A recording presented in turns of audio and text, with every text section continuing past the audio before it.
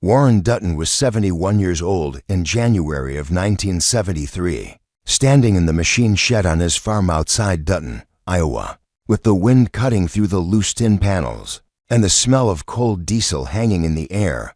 And when he spoke, his voice wasn't loud. It wasn't angry. It was flat, calm, and heavy in the way only men who had already seen disaster know how to sound. And he said the same thing he had said for decades. The same thing his sons had heard since they were boys sitting at the kitchen table with dirt still under their fingernails, never financed tractors and equipment, and he let the words sit there, because he knew saying them again wouldn't make them any truer than they already were. Robert, his oldest son, 41 years old, tall and broad-shouldered, leaned against the fender of a pickup and nodded out of politeness, the way grown sons nod when they've already decided their father is wrong. Michael, 38, quieter, stood with his hands in his pockets, listening but not fully committing. Thomas, 34, stayed silent, eyes down, already understanding that this conversation wasn't really a discussion at all. Warren wasn't asking for agreement.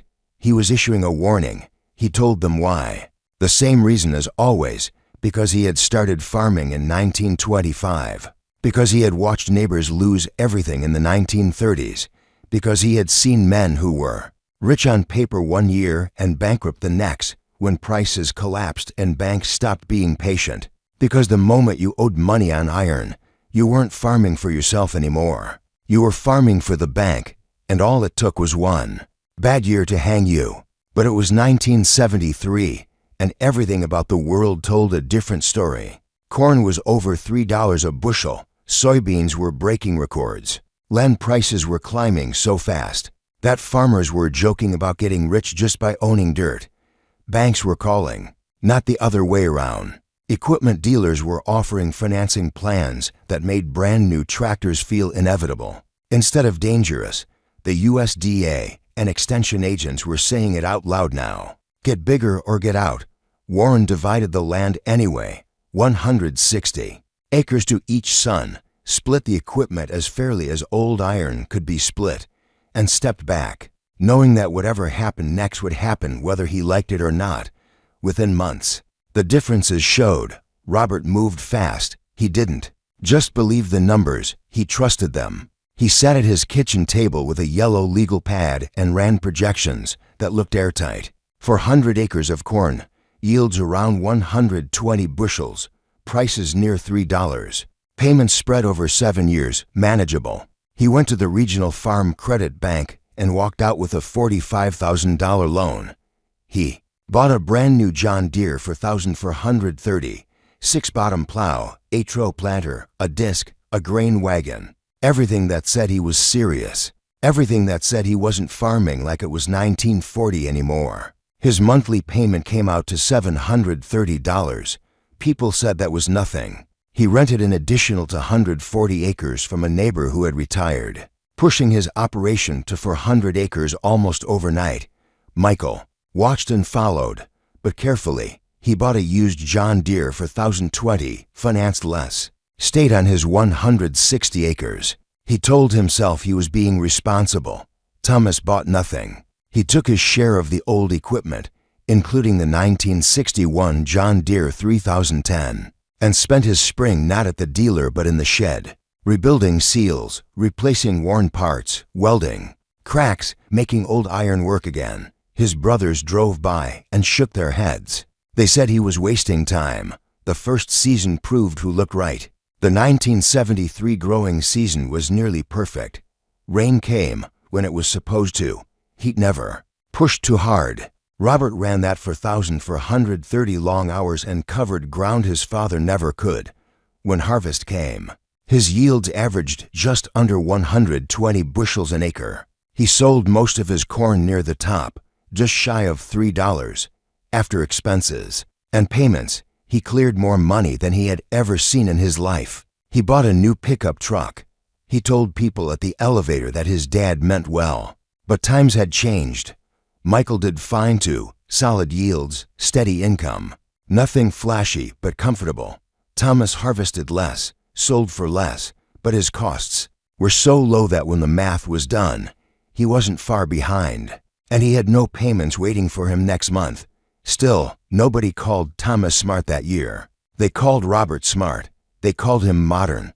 They said this was what farming looked like now. What nobody said, because nobody wanted to hear it, was that the numbers only worked if nothing went wrong. They didn't talk about what would happen if prices slipped a little, or fuel cost more, or repairs came due. They didn't talk about how debt doesn't care if your year was good or bad. The payments don't change. By late 1974, the shine dulled just enough to notice. Corn dropped below $2.50. Fuel cost more. Fertilizer bills climbed. Robert still made money, but the cushion shrank. The 4,430 developed a hydraulic issue. Nothing catastrophic, but the dealer bill was $1,850, and for the first time, Robert felt it. Not panic, not fear, just pressure. He told himself it was part of farming. Michael noticed, too, but his payments were smaller. Thomas noticed nothing at all except that his savings account kept growing. The trap was closing quietly, not with a crash, but with a tightening. Every year required a little more effort to stand still. Robert worked longer hours. He couldn't downsize without admitting he'd made a mistake. He couldn't sell equipment because he needed it to justify the acres he was farming. By 1976, weather turned against them, yields dropped, prices stayed low. Robert cleared less than $10,000 after payments for a year of work. That never seemed to end. He told himself next year would be better. Michael started worrying. Thomas kept doing what he had always done, farming small, spending little, sleeping at night, and through it all, Warren watched, saying nothing now, because the warning had already been given, and once a man steps onto debt, he has to walk the path himself, all the way to wherever it leads. By the time 1975 rolled in, the confidence that had filled coffee shops and grain elevators 2 years earlier had thinned into something quieter and sharper, and Robert felt it first not in his ledger but in his chest, the dull pressure that showed up late at night when the house was finally quiet, and he found himself staring at the ceiling instead of sleeping, running numbers he already knew by heart, because corn was hovering around $2.15 a bushel now and diesel cost more than it had any right to, and the margins that had looked so generous in 1973 were suddenly narrow enough that every small problem felt personal. He still farmed for 100 acres, still ran the John Deere 4,430 hard, still believed that staying big was the only way forward, but the tone had changed. The math no longer impressed him. It merely needed to work. That year his yields were decent. Nothing spectacular, nothing disastrous, and when he added it all up, there was still profit left after expenses and payments. But it wasn't the kind of money that made you feel invincible anymore. It was the kind that made you careful, and Robert was not a careful man by nature. He had built his operation around momentum, around the idea that staying ahead of trouble was enough to outrun it. When the dealer called to say the tractor would need a clutch before the next season, Robert nodded and asked how much. And when the number came back at $2,400, it didn't ruin him, but it landed heavier than it should have. He put it on a card, told himself it was temporary, and went back to work. Michael watched from his smaller operation and felt a different kind of pressure. His payments were manageable, his acres limited, but that also meant his upside was capped. He couldn't grow without borrowing more, and borrowing more felt risky now. He started noticing things he hadn't before. How often the bank letters came, how interest rates were inching upward, how input costs never seemed to fall when prices did. He wasn't in trouble, but he wasn't comfortable either. And comfort had been the promise of modernization. Thomas, meanwhile, moved through his seasons almost untouched by the noise. He planted later than Robert sometimes, harvested slower, fixed things that would have been replaced on his brother's farms, and every year he ended with money left over. He didn't talk about it much, he just put it away. By 1976, the weather turned ugly. A late spring delayed planting, and summer rains brought disease. Robert's yields dropped into the mid-90s, and at $2 and change per bushel. The numbers no longer forgave mistakes. He still covered his payments, but barely, and for the first time since buying the 4,430, he felt the treadmill Warren had warned about. He couldn't slow down. He had to keep planting for 100 acres because the debt demanded it. Michael had a rough year too, but with fewer acres and smaller obligations, he absorbed it. Thomas harvested less and shrugged. He cut costs where he could and carried on. The difference wasn't skill or effort. All three men worked until they were exhausted. The difference was flexibility, and Robert was learning what it felt like to lose it. In 1977, corn slipped under $2, fuel climbed again. Fertilizer doubled from where it had been just a few years earlier. Robert's yields bounced back, but it didn't matter the way it once had.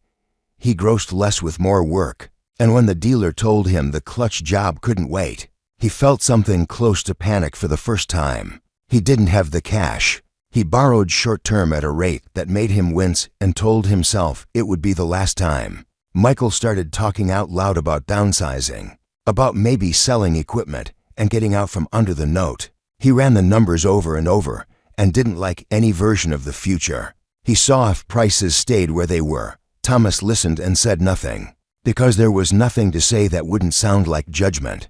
Warren, now fully retired, watched all of this with the quiet resignation of a man who already knew the ending, but couldn't change it. He saw Robert aging faster than he should have, saw the tension in his posture, heard the strain in his voice when money came up, and remembered neighbors from 40 years earlier who had sounded exactly the same. By 1978, the pressure was constant. Robert woke up thinking about payments and went to bed thinking about weather. He had everything he was supposed to want: modern equipment, scale, a reputation as a serious operator, and none of it brought peace. His wife asked questions he didn't have answers to, about why they never seemed to get ahead anymore, about why the good years felt worse than the bad ones used to. He told her it was temporary. He needed to believe that.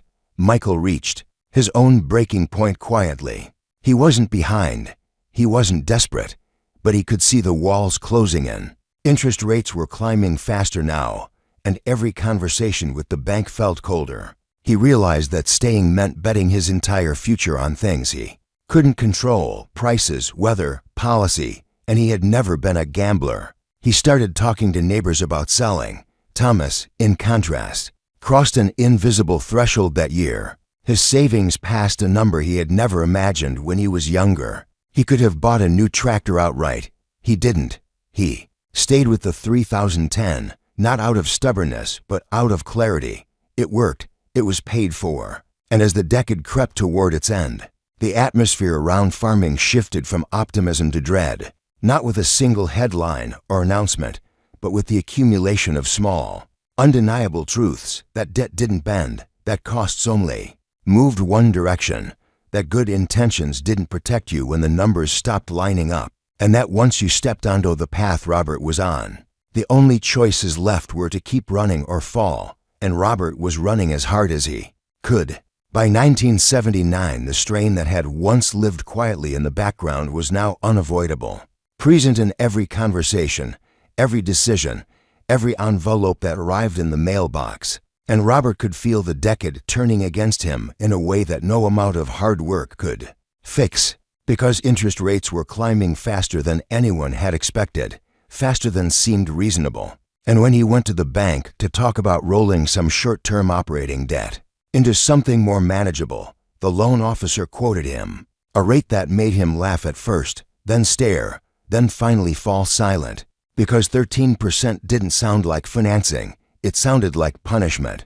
And yet that was the world now. Corn had edged back up a little, around $2.30 a bushel, but it didn't matter, because fuel was nearing $1 a gallon, fertilizer prices were crushing, and the rented acres that once looked like opportunity now felt like chains. Robert's yields were strong that year, better than average, and still the money barely moved the way it was supposed to.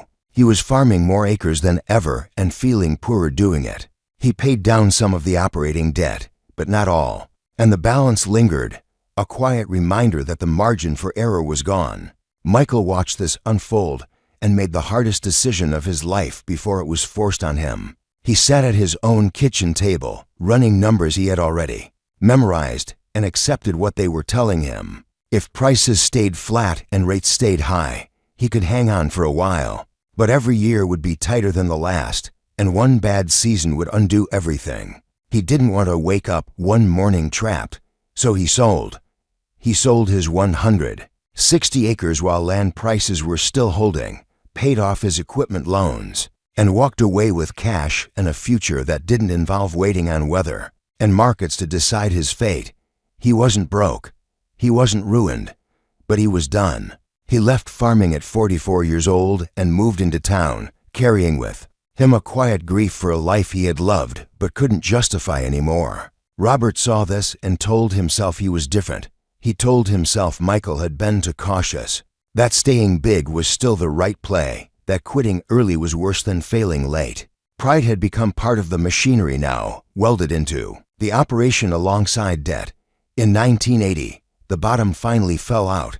Corn dropped again, closer to 225, and then the drought came. Fields baked under a sun that didn't care how much money was tied up in them. Robert's yields collapsed into the high 80s, and for the first time since expanding, the math simply refused to work.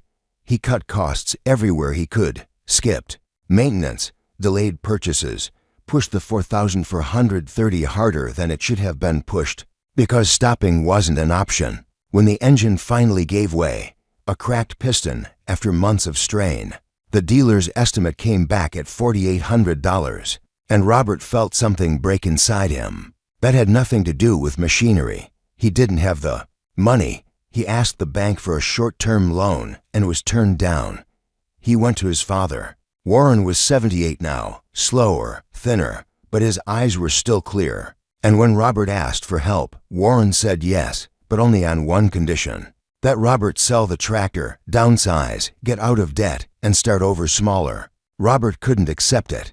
He told himself he needed the tractor, that selling it would mean admitting defeat. And Warren told him quietly that needing and wanting were not the same thing. Robert walked out and found money elsewhere, expensive money, 18% money, and the debt spiral that had been tightening for years finally snapped shut.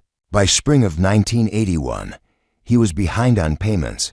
The letter came like they always do, formal, unemotional, stating the obvious: bring the loan current or the equipment would be repossessed. He couldn't. In June, the bank took the 4,430, the planter, the plow, everything he had bought in that first burst of confidence 8 years earlier. They sold it at auction for a fraction of what it was worth. After the sale, Robert still owed $18,000. He sold his land to cover it and walked away with almost nothing, older, exhausted, and hollowed out by work that had never stopped. Thomas kept farming, through drought and rates and headlines about foreclosures climbing across Iowa. He kept planting his acres, fixing his equipment, and living within limits that now felt less like restraint and more like armor. When land prices finally cracked under the weight of the broader farm crisis, Thomas did something that would have been impossible a decade earlier. He paid cash. He bought Robert's 160 acres from the bank at a discount, land his family had once owned, land his brother had lost, and folded it into his operation without taking on a dollar of debt. By the early 80s, farms across the Midwest were failing by the tens of thousands. Families disappeared from land they had worked for generations. Communities thinned. Thomas survived not because he was smarter or luckier, but because he had room to breathe when everything tightened. Warren died in 1983, just long enough after the collapse to see the truth of what he had tried to warn them about. At his funeral, Thomas spoke, not with bitterness, but with clarity. He said his father wasn't old-fashioned, he was experienced. He said two brothers hadn't listened, and one had, and the difference was everything. Robert sat in the back and cried, not because the lesson was unclear, but because it was clear too late.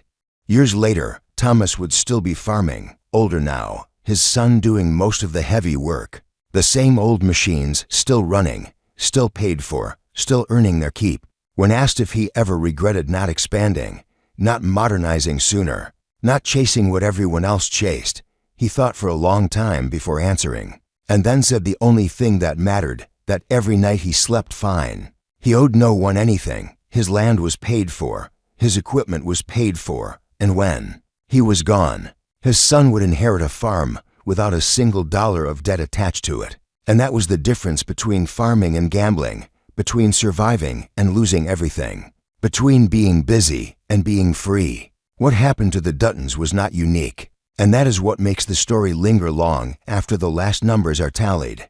Because across Iowa and the rest of the Midwest in the early 1980s, the same quiet disasters were unfolding in barns, kitchens, and bank offices, one family at a time, without headlines, without drama anyone outside the countryside cared to notice. And the men who lost their farms were not reckless gamblers or lazy operators, but people who had done exactly what they were told to do when times were good: expand, modernize, leverage growth, trust the trend, and when the trend reversed, there was nowhere to stand. By 1982 and 1983, foreclosure auctions had become a grim form of community gathering. Neighbors watching neighbors' lives reduced to numbered lots and gavel strikes. Equipment selling for pennies compared to what it had cost, land changing. Hands not because someone wanted it, but because someone else could no longer keep it. Robert never talked much about those years afterward. He found work where he could, bounced between jobs that never quite fit, and carried with him the quiet weight of knowing that effort alone hadn't been enough. When people asked what went wrong, he didn't blame the weather or the banks or the government, even though all of them played their part. He usually just said the timing was bad and left it there, because explaining the truth meant admitting that the warning had been clear and the choice had been his. Michael adjusted better, at least on the surface. He built a stable life outside farming, made peace with the idea that leaving early had been an act of survival rather than failure. But every so often, when he drove past open fields or smelled fresh-cut hay, he felt the pull of a life he had stepped away from before it could take everything from him. Thomas rarely spoke about the contrast between them unless asked. He didn't see himself as a winner. He saw himself as someone who had avoided losing. He kept his operation simple even as technology advanced again in later decades, adopted only what he could pay for outright, and when neighbors asked why he didn't upgrade sooner or expand faster, he answered with a shrug, because the answer was no longer something he felt the need to defend. Warren's rule lived on, without his voice repeating it.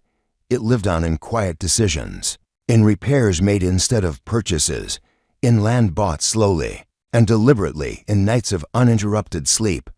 By the time Thomas was an old man himself, the lesson had circled back into relevance once more, because the numbers had grown larger, but the structure was the same: bigger machines, bigger loans, thinner margins, and the same assumption that tomorrow would look like today. When younger farmers asked him what they should do, how they should start, how they could compete, he didn't lecture or scold or pretend the world hadn't changed. He just told them what his father had told him and what his life had confirmed: that debt was not a tool you picked up and set down easily, that it demanded obedience, that it removed options at the exact moment you needed them most, and that the goal of farming, like the goal of any life tied to forces you can't control, wasn't to look successful in good years but to remain standing in bad ones. The old John Deere machines on his place still ran, slower and louder than the new ones, but free, and that word mattered more than horsepower ever had. When Thomas finally stepped back and let his son take over most of the work, he did so without fear, because the land was paid for, the equipment was paid for, and no bank could decide the future of the farm with a letter and a deadline. That was the inheritance Warren had wanted to leave all three of his sons: not acres or machines, but independence, and in the end, it was the one thing that couldn't be rebuilt once it was lost. The tragedy of the Dutton family was not that one brother failed while another succeeded, but that the difference between them had never been effort, intelligence, or love for the land. Only the weight of promises made to lenders during years when everyone believed the good times would last, long after the crisis faded from memory and the statistics stopped being quoted. That weight remained, carried quietly by people who had lived through it, and the lesson endured in simple, unremarkable choices that never made headlines, because the most important stories in farming and in life are rarely about how much you gain when things go right, but about what you still have when everything else goes wrong.